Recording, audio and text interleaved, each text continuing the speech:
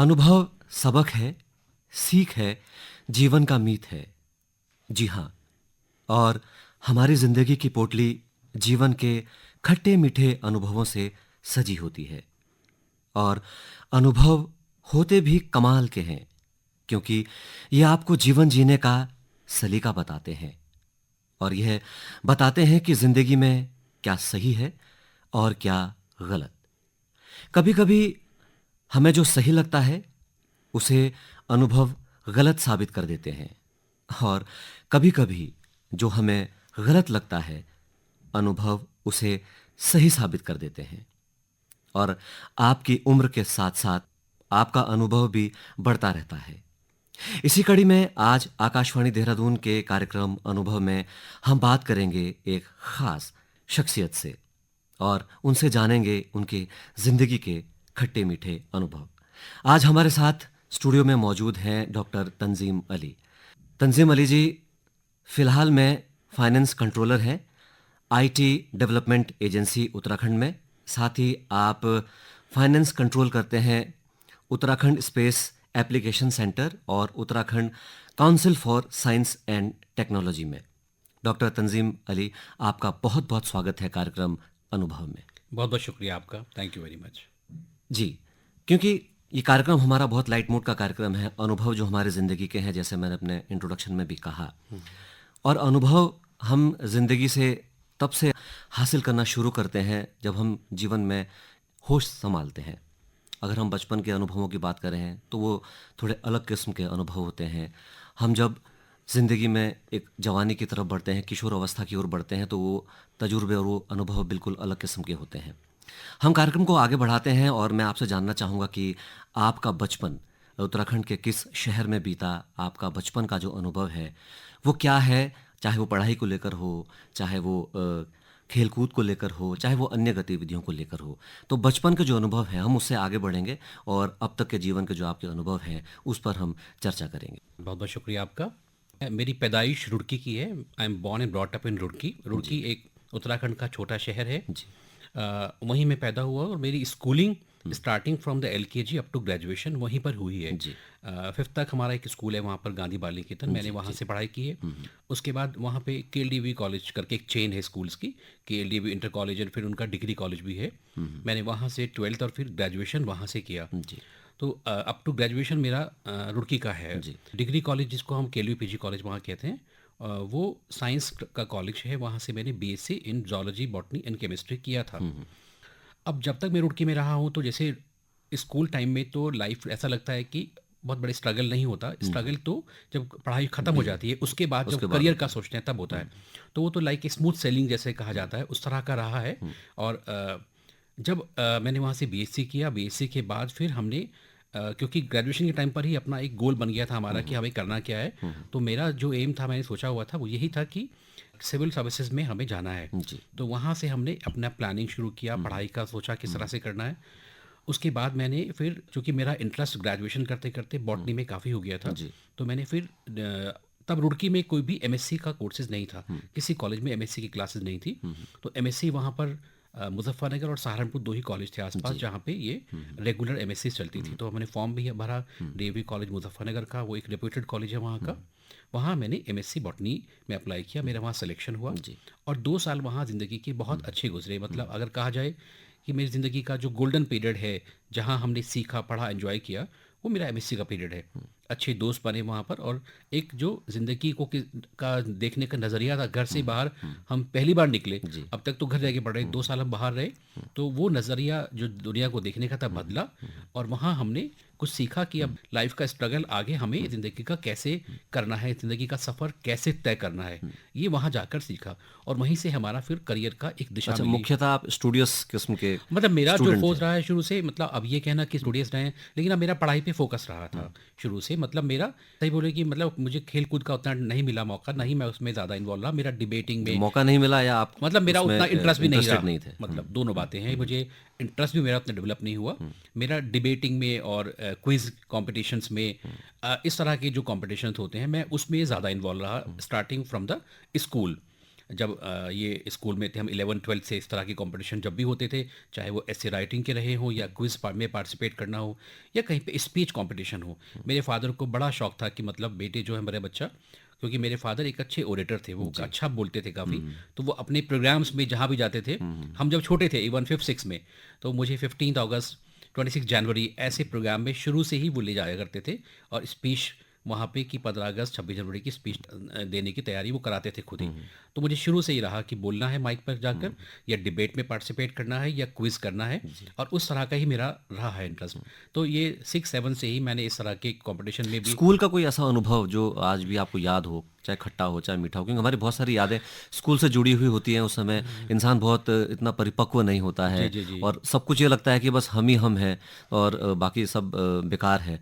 तब का कोई आपका तजुर्बा, इस तरह का कोई एक्सपीरियंस कि जो आपको आज भी याद आता हो और आज आप उसको याद करके मन मन मुस्काते हैं कि उस समय हम क्या सोचते थे और आज वो एक बहुत यादों के एक मीठे झरोकों में अनुभव है वो शामिल हुआ हो? नहीं, ऐसा तो कोई अनुभव अभी मैं रिकॉल नहीं कर पा रहा हूँ, लेकिन हाँ, ऐसा होता है ज़िंदगी में आपके कोई ऐसा व्यक्ति आए, कोई ऐसा टीचर आए, जो आपके करियर को एक मोड़ दे, एक डायरेक्शन कोई दे ऐसा कि टीचर था हाँ, आपकी ज़िंदगी में? मतलब ग्रेजुएशन में हम पढ़ रहे थे, टीचर्स तो बहुत आए, जाते हैं, लेकिन हम जब ग्रेजुएशन कर रहे थे, तो हमारे यहाँ एक पढ़ाने के लिए आए थे सर। मनोज कपिल साहब आए थे पढ़ाने के लिए। तो जब वो पढ़ाने आए तो हमारा उनसे काफ़ी, चूँकि वो भी यंग थे उस टाइम पे, जस्ट एमएससी करके आए थे, हम ग्रेजुएशन कर रहे थे। तो उनसे हमारा काफ़ी अच्छी बॉन्डिंग रही। हम उनसे पूरा 2 साल हमने उनसे पढ़ाई करी, डिस्कस किया, पढ़ाने भी आते थे, हम उनसे पर्सनली भी पढ़ते थे।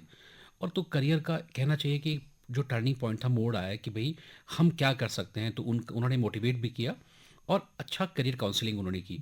तो वहाँ से मैं मानता हूँ कि मुझे एक डायरेक्शन मिली कि अब मुझे क्या करना है। उससे पहले तो आदमी ख़्याल तो बहुत करता बनाता है कि हमें ये करना है, लेकिन पता नहीं होता कि हमें उस डेस्टिनेशन पे, उस मंज़िल पे, उस गोल पे पहुँचने का रास्ता क्या है। तो उन सर से मिलने के बाद उन्होंने मुझे मोटिवेट भी किया और एक रास्ता भी मिला कि भई ये रास्ता हमें उस मंज़िल तक लेके जाएगा। तो वो फिर मुझे वहाँ टर्निंग पॉइंट मिला। उसके बाद ही मैंने एमएससी किया और एमएससी के दौरान, एमएससी करते हुए ही मैंने बहुत सारे कॉम्पिटिशन दिए, जिसमें मैंने कई को क्वालीफाई भी किया और कहीं में कुछ स्टेप्स होते हैं, तो एक स्टेप क्वालीफाई हुआ, दूसरा नहीं हुआ। दूसरा नहीं हुआ। ऐसा शुरू हो गया था वहाँ से एमएससी के बाद ही। तो एमएससी को तो ये भी मान, ज़िंदगी का जी, एक ज़िंदगी का तजुर्बा है। तजुर्बा है। ज़िंदगी का तजुर्बा है कि जब मैंने एमएससी कंप्लीट किया वहाँ रहकर, तो वो जो एक्सपोज़र था कॉलेज का, क्योंकि वो कॉलेज जो हमारा था उस टाइम पे बहुत रेप्यूटेड था। वहाँ का डिसिप्लिन, वहाँ की पढ़ाई, वहाँ के प्रोफ़ेसर्स सब बिल्कुल अलग था। हम जब कॉलेज से डीएवी, जब हम रुड़की से पढ़ के गए वहाँ पर, तो रुड़की में के लिए भी में मतलब पढ़ाई अच्छी थी, लेकिन वहाँ पे इतना सख्त माहौल नहीं था। फ्रीली बच्चे कहीं बैठे हैं, ग्रुप में बैठे हैं, बात कर रहे हैं, पीरियड हुआ चले गए। लेकिन जब हम डीएवी कॉलेज में गए मुज़फ्फरनगर, तो वहाँ का माहौल तो एकदम से अलग था। वहाँ तो कॉलेज में बाहर बच्चे बैठ ही नहीं सकते थे। जैसे ही प्रिंसिपल साहब निकलते थे वहाँ से, तो ऐसा लगता था कि मतलब कर्फ्यू लग गया कॉलेज में। तो वहाँ बिल्कुल अलग तरह का ये माहौल जो था। ट्रांजिशन फेस होता है स्कूल से कॉलेज का, जी, जी। उसका क्या बहुत, एक्सपीरियंस बहुत आपका ज़्यादा। रहा? मैं समझिए कि स्कूल तक, 12th तक स्कूल था। जब मैंने ग्रेजुएशन में एडमिशन लिया, तो 1 साल तो काफ़ी मतलब स्ट्रगल करना पड़ता है कि वो कॉलेज लाइफ बिल्कुल अलग कोप होती है, अप करना कोप है अप करना बिल्कुल। पड़ता है। तो 1 ईयर जो रहा बीएससी फर्स्ट ईयर का, वो बहुत ही एक तरह का जो ट्रांजिशन फेज़ होता है, उसमें मुझे काफ़ी प्रॉब्लम भी हुई कॉलेज लाइफ में तो वहाँ कभी की। आपने ये सोचा कि स्कूल ही ठीक था यार, ये तो ना, ना, कॉलेज में ऐसा तो, कहाँ? क्योंकि अब ये सोचना कि पीछे का ठीक था तो आगे बढ़ नहीं पाएँगे, हमें पता होता है, इतना तो हमें अंडरस्टैंडिंग थी कि आगे बढ़ेंगे तो एक फ़ेज़ ऐसा आएगा, जहाँ हमें उस फ़ेज़ में एडजस्ट करने के लिए स्ट्रगल करना क्या-क्या होगा। इश्यूज़ आए, क्या-क्या मतलब प्रॉब्लम्स एक आई? तो ऐसा होता है कि क्योंकि वो फेज़ था ज़िंदगी का, यहाँ से ज़िंदगी का प्रॉब्लम फेज़ शुरू था। हो रही है। प्रॉब्लम तो नहीं, मतलब ये समझिए कि वो प्रोफ़ेसर, जैसे स्कूल में जब पढ़ाते हैं, टीचर्स का पढ़ाने का अलग होता है। वहाँ तो चीज़ों को समझाते हैं। प्रोफ़ेसर्स वहाँ आए, वो लेक्चर टाइप का होता है, तो उन्होंने स्टार्टिंग किया, कुछ प्रोफ़ेसर ऐसे थे, लेक्चर उन्होंने दिया और कोई इंटरेक्शन नहीं हुआ और बच्चे बैठे हैं। तो मेजॉरिटी ऑफ़ द स्टूडेंट, जो लगता था हमें भी, 80% जो थे, 90% वो बस देखते रहते थे क्या हो रहा है। तो काफ़ी टाइम तक ऐसा रहा कि वो पढ़ा के चले गए। कुछ प्रोफ़ेसर्स ऐसे थे और हमें समझ ही नहीं आया कि क्या चल रहा है। तो ज़्यादातर बच्चे ऐसे थे उस टाइम पे कि उनको काफ़ी टाइम लगा इस चीज़ में, उनके साथ कोप अप करने में, उनको समझने में प्रोफ़ेसर्स को। तो डिग्री कॉलेज का जो टीचिंग स्टाइल है, वो इंटर तक स्कूल से बहुत डिफरेंट है। डिफरेंट है। मतलब वहाँ लेक्चर मेथड था कि लेक्चर दिया और चले गए। उनको इससे मतलब नहीं था काफ़ी को कि हमें समझ में आया आ कि रहा नहीं है, आया। नहीं आ रहा है। तो वहाँ वो पहला साल ऐसा रहा, लेकिन दूसरे साल तक हम उसको सीख गए, समझ गए कि हमें किस तरह पढ़ना है, कि खुद भी पढ़ना है, खाली डिपेंडेंट नहीं रहना है। तो वो 1 साल रहा काफ़ी, मतलब मेरा भी रहा और मेरे साथी जो थे काफ़ी ज़्यादा, 90% बच्चों के साथ ये रहा कि 1 साल वो कॉलेज लाइफ में। दूसरा ये था कि 12th तक हमारा तो बॉयज़ स्कूल से पढ़े थे हम। फिर वहाँ को एजुकेशन था। तो वो जो इंटरेक्शन है, वो मिक्सअप होना, वो थोड़ा सा टाइम तो लेता ही है। इससे पहले आप कोविड में नहीं नहीं थे? पढ़े थे, 5th तक था तब ये ट्रांजिशन कैसा हाँ, एक्सपीरियंस है इसका? मतलब ये क्योंकि अच्छा था, मतलब लाइफ में ज़रूरी होता है। मुझे लगता है कि मतलब क्योंकि सोसाइटी में हम रहते हैं, तो हमें लड़के लड़कियों सबसे बात करनी होती है। तो जब 12th के बाद अगर बॉयज़ स्कूल के बच्चे जाते हैं को एजुकेशन में, तो मतलब कई बार नहीं पता होता कि लड़कियों से बात करते हो, कभी इतनी की नहीं होती है, किस तरह करनी है। तो वो 1 साल आदमी को समझने में लगता है। तो वो मुझे लगता है कि वो फेज़ काफ़ी बच्चों की लाइफ में ऐसा आता होगा, मेरी लाइफ में भी ऐसा आया। और 1 साल के बाद फिर वो 2 साल बड़े स्मूथ सेलिंग रही कॉलेज में भी। तो वो एक्सपीरियंस बीएससी का और फिर एमएससी का, इसने हमें बहुत पॉलिश किया, डायरेक्शन दी, मजबूत बनाया कि अब लाइफ के स्ट्रगल को हमें फेस कैसे करना फेस है। कैसे करना? आज आपको याद आती हैं वो चीज़ें, जी, वो बहुत अनुभव आ जो याद है? आती हैं। मुझे तो ये अक्सर रह के याद आती है अपने ग्रेजुएशन की और पीजी के जो अनुभव है मुझे कॉलेज का टाइम का, जहाँ हम रहते थे, जहाँ पर उस टाइम का जो जिस तरह से हमारी जर्नी थी, वो हमें बहुत याद आती है बार-बार। तो क्योंकि हमारा कार्यक्रम जो है लंबा है और हम थोड़ा इसमें संगीत में भी हो हाँ जी, जाते जी, हैं, जी। तो मैं जानना चाहूँगा कि आपका फेवरेट सॉन्ग कौन सा है? आपका पसंदीदा गीत कौन सा? गीत तो बहुत पसंद है मुझे। मुझे अक्सर जो एक मूवी थी उमराव जान, जी। मुझे उसके सॉन्ग सारे पसंद हैं, बहुत ज़्यादा सुनता कौन हूँ सा गीत उनको। सुनना चाहेंगे उसका? जुस्तजू, जी। वो गाना मुझे इतना अच्छा लगता है, मैं उसको रिपीटेडली सुनता हूँ।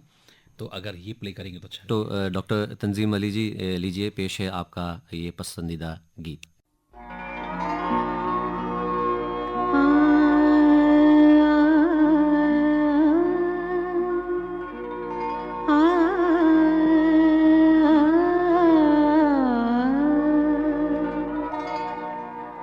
जुस्तजू जिसकी थी उसको तो न पाया हमने, जुस्तजू जिसकी थी उसको तो न पाया हमने, इस बहाने से मगर देख ली दुनिया हमने, जुस्तजू जिसकी थी।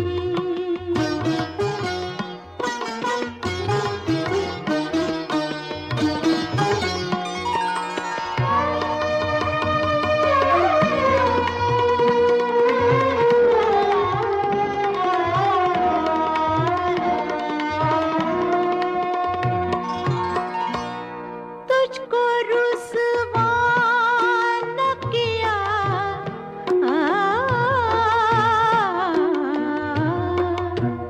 तुझको रुसवा न किया, खुद भी पशेमान हुए, इश्क की रस्म को, इश्क की रस्म को इस तरह निभाया हमने, इश्क की रस्म को इस तरह निभाया हमने, जुस्तजू जिसकी थी।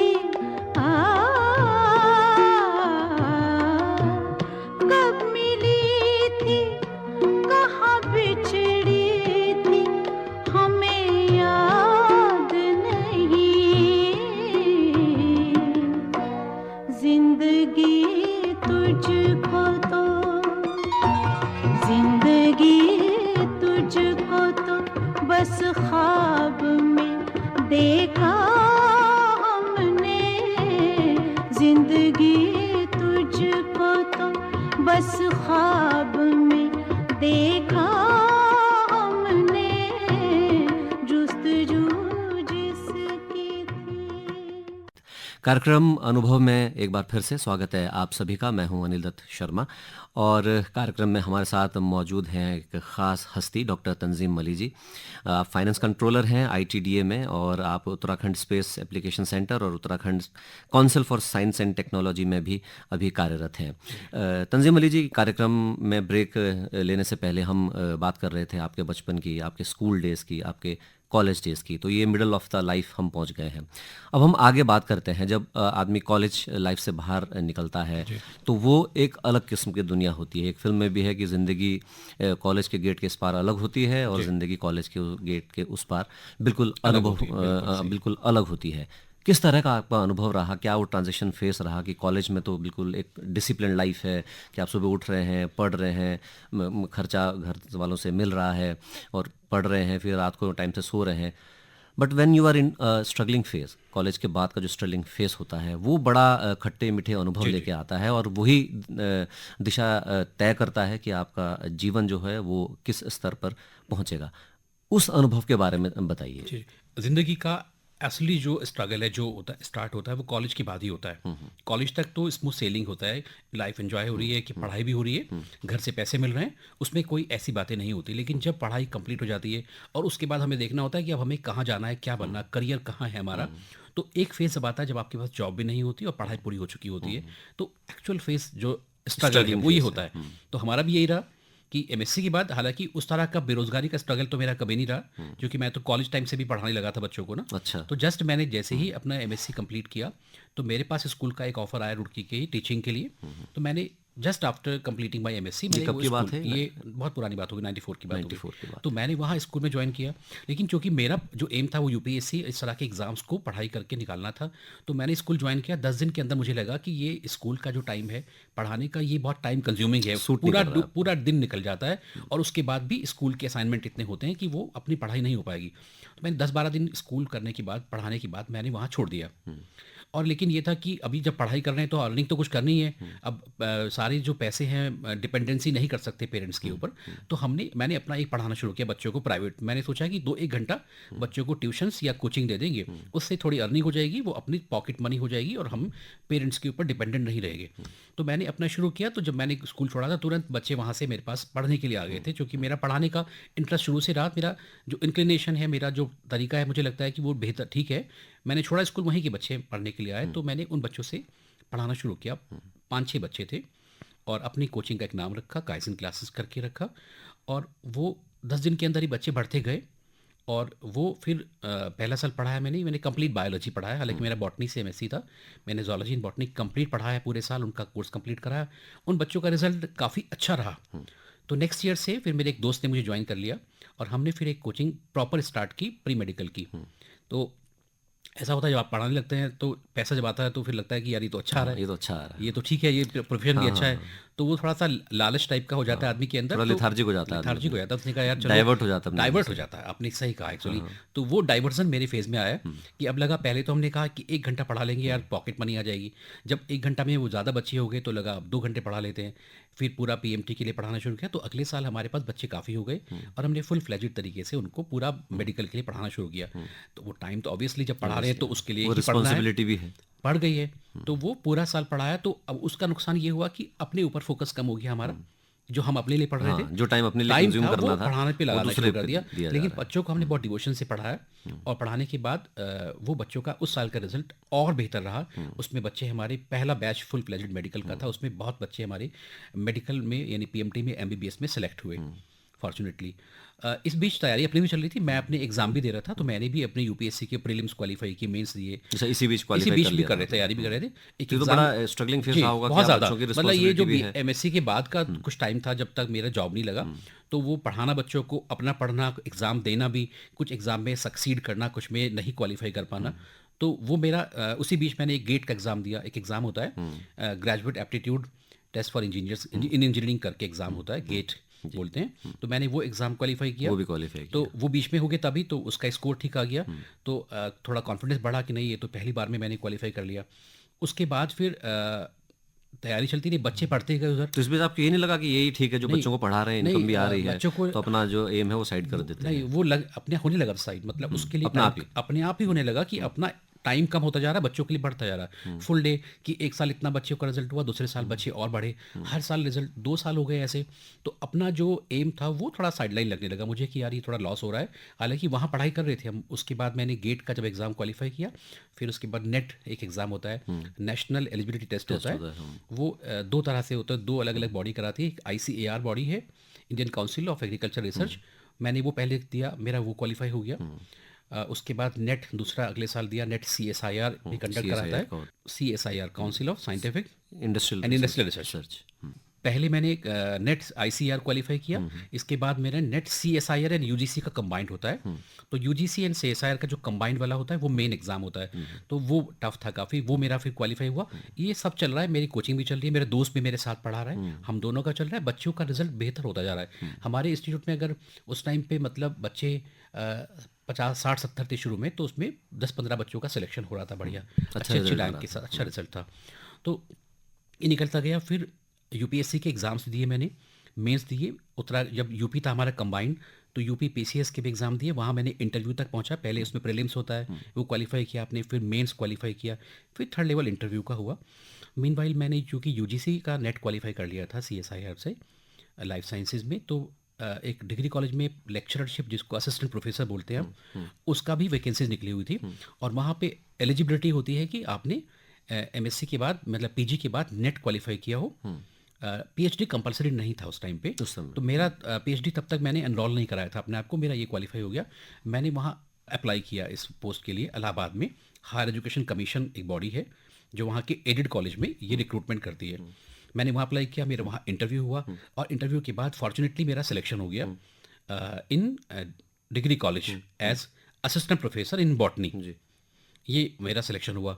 उसके बाद जब वो सिलेक्शन हो गया, तो फॉर्चुनेटली आप ये देखिए कि जिस कॉलेज से आपने पढ़ाई की हो, जहाँ ग्रेजुएशन जहाँ से किया हो, और आपको उसी कॉलेज में फिर जॉब मिल जाए बिल्कुल एज प्रोफेसर, असिस्टेंट प्रोफेसर। तो मेरा यही हुआ कि मैंने वहाँ के, मेरे रुड़की में जिस कॉलेज से किया था, मेरा उसी कॉलेज में मेरा अपॉइंटमेंट हो गया। ये भी अनुभव है, ये अनुभव है। ये बिल्कुल अनुभव है। अनुभव था है कि मैं ये रेयर फिनोमिनन है, काफ़ी रेयर था कि मैं ही वहाँ पे ऐसा था जिसने कैसा लगा ट्रांजिशन फेस कि आप जहाँ आप एज ए स्टूडेंट जा रहे हैं, गए थे कभी वहाँ पे एज अ टीचर आप जी मतलब वो तो ऐसा मानिए कि मेरी खुशी का ठिकाना ही रहा कि इस शहर में, अपने शहर में जहाँ मैं रहता हूँ, जहाँ से पढ़ा हूँ और वहीं मैं पढ़ा रहा हूँ, तो मेरा कॉलेज के लिए डिवोशन बढ़ा, अटैचमेंट तो है ही कि भाई मैं इसके लिए कुछ एक्स्ट्रा करूँगा जहाँ मैं पढ़ा हूँ, क्योंकि आपको अटैचमेंट था, मैं पढ़ा हूँ वहाँ से, तो कॉलेज ने मुझे इतना कुछ दिया है, तो मैं वहीं जॉब कर रहा हूँ।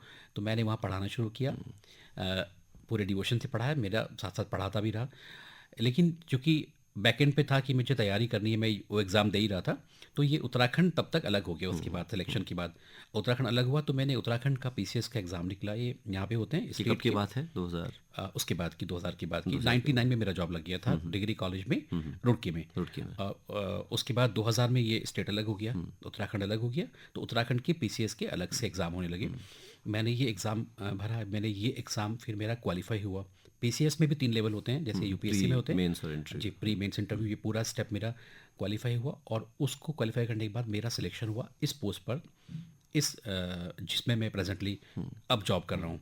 जब मेरा यहाँ सिलेक्शन हो गया, तो मुझे वो वाली जॉब को फिर छोड़ना पड़ा। मैंने उसको फिर रिज़ाइन किया, और फिर इस सेवा को मैंने, इसमें ये जो कि कंबाइंड सर्विस होती है PCS की, इसमें मेरा फाइनेंस सर्विसेज में सिलेक्शन हुआ। तो फिर हमारी ट्रेनिंग हुई वहाँ पर नैनीताल में, ATI में जो ट्रेनिंग इंस्टीट्यूट है, वहाँ पे ट्रेनिंग हुई। ट्रेनिंग के बाद फिर पोस्टिंग हमारी हुई, अलग अलग जगहों पे पोस्टिंग होती गई, हर जगह का अपना एक्सपीरियंस था। तो नैनीताल फेमस एक रेप्यूटेड इंस्टीट्यूट है, ATI पुराना नाम है उसका, एडमिनिस्ट्रेटिव ट्रेनिंग इंस्टीट्यूट। तो वहाँ पे हमारी ट्रेनिंग हुई। उसके बाद मेरी पोस्टिंग हुई। पहली 6 महीने की ट्रेनिंग हुई हमारी, मतलब उसमें 2 फेज़ में होती है। 3 महीने का फाउंडेशन कोर्स होता है जिसमें डिफरेंट सर्विसेज के सभी लोग होते हैं। फिर 3 महीने का प्रोफेशनल कोर्स होता है जहाँ पे हमारी फाइनेंस के सर्विस के लोग थे। ये बेसिकली एक ट्रेनिंग फेज है जहाँ आप सीखते हैं। आपने कहा कि आप फाइनेंस कंट्रोलर हैं, और फाइनेंस कंट्रोलर मतलब पैसा सब कुछ है। जी। और कोई भी विभाग जो है उसका इंजन जो है वो उसी पैसे से चलता है। जी। तो ये कितनी जिम्मेदारियां हैं, कितना प्रेशर है, और किस तरह के अनुभव चाहिए इस तरह के सेवाओं से डील करने के लिए? क्योंकि आप पहले से ही फाइनेंशियल सर्विसेज में हैं, तो आपका पाला जो है इनिशियल लेवल से लेके हायर लेवल तक फाइनेंस से ही पड़ा है, और बिना फाइनेंस के तो कोई भी डिपार्टमेंट जो है फंक्शन करना नामुमकिन सा है। इसका तजुर्बा बताइए, इसका अनुभव बताइए। फाइनेंस सर्विस जो हमारी है ना, ये रूल्स एंड रेगुलेशन चलती है कि हर चीज़ के नियम है हमारे, है ना, कि पैसा कैसे हमें खर्च करना है, कौन सा है, टीए के रूल्स हैं, फाइनेंशियल रूल है, हमारी इतनी किताबें हैं, फाइनेंशियल हैंडबुक हैं। तो अगर आपने अपनी किताबें फाइनेंस की पढ़ी हुई हैं, रूल्स पता हैं, आपके कॉन्सेप्ट क्लियर हैं, तो आपको दिक्कत नहीं होती। लेकिन उन रूल्स में भी कई बार रास्ता होता है किसी काम को करने का, कि इस काम को हम नेगेटिव भी कर सकते हैं, मना भी कर सकते हैं और पॉजिटिव तरीके से कर भी सकते ये हैं। सब भी तजुर्बे से ये आता है, तजुर्बे ये से आता अनुभव है। है। तो अनुभव से सीखा है, तो वो तो मेरा माइंडसेट रहा है कि कोई काम कैसा भी हो, जी, जी, उसमें पॉजिटिव तरीके से उसका हल निकाल के उसको करना है, किसी का भी हो। तो चूंकि हमारी सर्विस में सारे के सब रूल्स एंड रेगुलेशन से बंधे हुए हैं, तो रूल एंड रेगुलेशन में रहते हुए किसी काम को किस तरह करना है, वो अनुभव से आता है। मतलब अब लंबी सर्विस हो गई हमारी, ये वाली सर्विस फाइनेंस में मेरी 15 साल हो गए लगभग, मोर देन 15 ईयर्स हो गए हैं। तो इसमें इतना सीख लिया है कि हमने कि कोई भी काम कैसा भी होगा, क्योंकि ऐसे काम आते हैं उसको हमारे cope पास up कर लेंगे कि वो आप। कैसे करना है। प्रेशर के और भी आते प्रेशर हैं, भी आते, प्रेशर पॉलिटिकल सब प्रेशर, कुछ है। अब कुछ कोई भी किसी तरह के प्रेशर। प्रेशर नहीं, मतलब काम आते हैं कि वो जो लगता है कि ये इम्पॉसिबल है, जो मना करते हैं कि नहीं हो पाएगा, लेकिन हमारे पास जब पता है कि नियम है, हम ये काम कैसे कर सकते हैं। ये देखिए, ऊपर से जो हमारी सरकार है, कोई भी होता है, उनका काम तो होता है प्रपोजल देना, बताना काम कैसे होगा, ये रास्ता हमें बताना ये होता है। आपको तो ये रास्ता बखूबी हमने अब सीखा हुआ है इतनी पढ़ाई करने के बाद। क्योंकि मैं तो अभी भी जो ट्रेनर्स, जो नए नए ट्रेनिंग करने स्टूडेंट वो आते हैं, ऑफिसर्स आते हैं, तो वो मैं अभी भी ट्रेनिंग में पढ़ाने जाता हूँ बच्चों को, सभी रूल्स रेगुलेशंस। तो मुझे उसमें कभी दिक्कत नहीं होती। कोई किसी भी वो आपका तरह का एक्सपीरियंस काम आता है एक्सपीरियंस, वहाँ पर, टीचिंग का भी वाला। काम आता है, स्टाइल जो कॉन्फिडेंस वहाँ से तो आता कहते हैं है। ना, अनुभव कभी बेकार नहीं बेकार जाता नहीं है। तो जाता, किसी आपका भी जो चीज़ टीचिंग का का अनुभव है, वो आपकी जी, सरकारी वो सेवा किसी में भी चीज़ का अनुभव वो काम हमेशा आ रहा काम है। आता है। जी, आपसे बहुत मज़ा आ रहा है डॉक्टर तंजीम अली जी बात करते हुए, लेकिन रेडियो में हमेशा वक्त की पाबंदी रहती है। एक संदेश जो आप हमारे श्रोताओं को देना चाहेंगे अपने तजुर्बों के आधार पर, अपने अनुभव के आधार पर, क्योंकि आप बहुत लेखन के क्षेत्र में, पढ़ाई के क्षेत्र में आप एक बेहतर छात्र भी रहे हैं और उसके बाद आपने कॉम्पिटिटिव एग्जाम्स भी क्वालिफाई किए हैं। एक संदेश अपने अनुभव के हिसाब से हमारे युवाओं को जो कार्यक्रम सुन रहे हैं, या किसी भी वर्ग के लोगों को, क्या आप संदेश देंगे? देखिए, मैं कहूँगा कि अगर ज़िंदगी में कामयाब होना है, तो एक लगातार मेहनत, अपने गोल की तरफ देखना, वो बहुत ज़रूरी होती है। हम कहते हैं इंग्लिश में कि success is not a natural phenomenon, it is not something we inherit, it is something we create. तो इतिहास को रचा जाता है। हमेशा आपने गोल पर नज़र रखें, और सफलता की कोई भी शॉर्टकट नहीं होता। हमेशा कहते हैं कि there is no shortcut to success. Shortcut तो कुछ नहीं है, but success mantra is work and hard. तो हमेशा जो ज़िंदगी में चैलेंज आते हैं, उन चैलेंज को एक्सेप्ट करें। एक शेर कहा है ना किसी ने, जिंदगी तामीर कर तूफान की लहरों पर, जिंदगी तामीर कर तूफान की लहरों पर, किनारों का भरोसा क्या, किनारे टूट जाते हैं। बिल्कुल, ये कहा जाता है। तो इसलिए हमेशा चैलेंजेस को एक्सेप्ट करें कॉन्फिडेंस के साथ। वो चैलेंजेस आपको अनुभव देंगे, वो सिखाएंगे आपको आगे बढ़ने का, और वो अनुभव आगे चलकर ही आपको ज़िंदगी में कुछ बनाएंगे। वो एक फेज़ होता है, वो तो कुछ साल होते हैं सबकी लाइफ में, ऐसे आते हैं जहाँ स्ट्रगल का होता है, लेकिन उसमें आप कॉन्फिडेंस के साथ डटे रहें और अपनी मंजिल पे नज़र रखें। बिल्कुल कभी डाउन फील ना करें। जी, तो अपने ऊपर भरोसा रखें, और लाइफ में हर एक की कोई ना कोई एक गाइडिंग फोर्स रखना चाहिए। कोई ना कोई गाइड होता है, कोई हमेशा टॉर्च बेरर की तरह काम करता है, दिखाता है कि भाई आपको यहाँ रास्ता बढ़ना है। तो एक कोई ना कोई अपना टॉर्च बेरर रखें, अपना दोस्त ऐसा रखें जहाँ पे आप अपनी बात को शेयर कर सकें, लेकिन बुलंद इरादे, मजबूत इरादे बना के रखें। कोई भी मुश्किलात आए, लेकिन आपको हारना नहीं है, तो कोई आपको फिर मंजिल से डिगा नहीं पाएगा। बिल्कुल, हमको हारना नहीं है। और आपने बहुत सही बात कही कि चुनौतियों से ही अनुभव बनते हैं, और अनुभव ही आपके जीवन को, आपकी ज़िंदगी को बेहतर करते हैं। श्रोताओं, उम्मीद है कि कार्यक्रम अनुभव का ये अंक आपको बहुत पसंद आया होगा, जिसमें हमने बात की डॉक्टर तंजीम अली से। कार्यक्रम अनुभव में मुझे अनिल दत्त शर्मा को दीजिए इजाज़त। धन्यवाद।